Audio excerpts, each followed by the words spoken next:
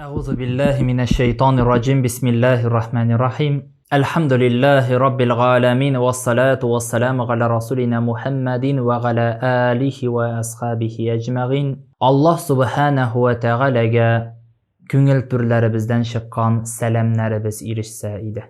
Бірер түрлі нашарлық келсе, біз әлбәттә Аллах Тәала турында ойламайбыз да хәтта. Ниндидер бір кешедән ярдәм сорарга ашыгабыз, ниндидер бір кешегә мөрәҗәгать итәргә ашыгабыз, ниндидер бір хезмәт куярга, эш кылырга ашыгабыз, без иң беренче очракта Аллаһу Тәгаләгә тапшырып, ошбу эшебезне дә башкарырга тиешлебез. Иебездән чыкканда да Аллаһ Тәгаләгә тапшырдым, әй Раббым, син шушы йортыбызны, нигезебезне сакла дип ишегебезне битлебез икән, Аллаһ Тәгалә бу нигезне төрле угырлардан да, төрле начар бәндәләрдән дә, төрле афәтләрдән дә иншааллаһ саклап торачак. Әлбәттә, Аллаһ Тәгаләгә тапшырган очракта, күңелебез белән ышанып, тәвәккәл кылганда гына Аллаһ Тәгалә безгә ярдәм кулы суза. Пәйгамбәрбез саллаллаһу алейхи ва саллям белән дә бер вакыйга була бит. Пәйгамбәрбез саллаллаһу алейхи ва саллям үзенең шәкерте белән бер җиргә чыккан була.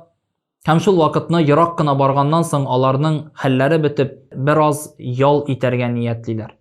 Һәм әлбәттә бу шәкерте сөйли, бер генә агач ди.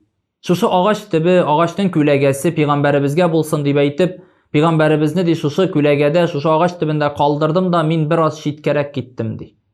Һәм шушы тирәдә йөргән bir imansız bende kile de Peygamberimizin kılıçın alıp Peygamberimizin başına kötere.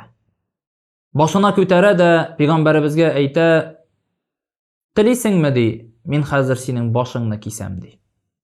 Tiliysin mi? Min seni hazır yok item di. Yani üterem degen məğnədə müracaat ite hem bunu işitken Peygamberimiz sallallahu aleyhi ve sellem Allah Teala'ga tevekkül kıla. Hem eyte, tegi bende eyte, ey di, sin di kimge tayanasın di.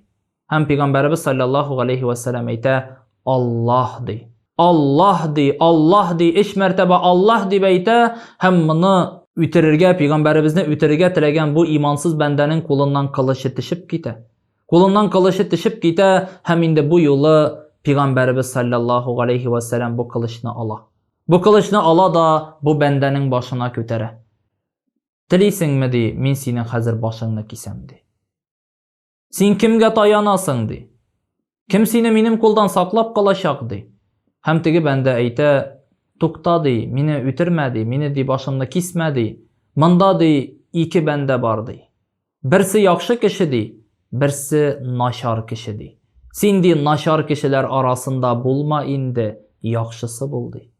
Hem Peygamberimiz eyte, ey bende di, sen di benim peygamberligimni kabul kılıp İslam dinini kabul etti.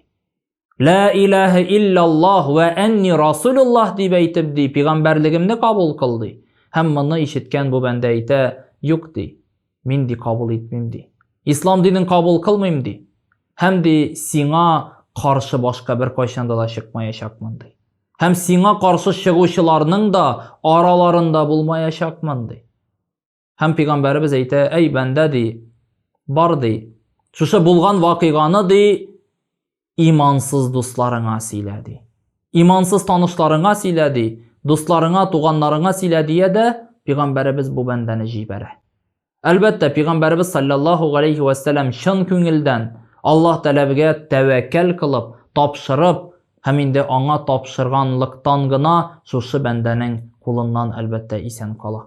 Elbette Allah Rabbimizga ders itip tapşırabız iken Allah Teala her bir bendege de özünün yardemin hem özünün elbette mağfiretin kürsete.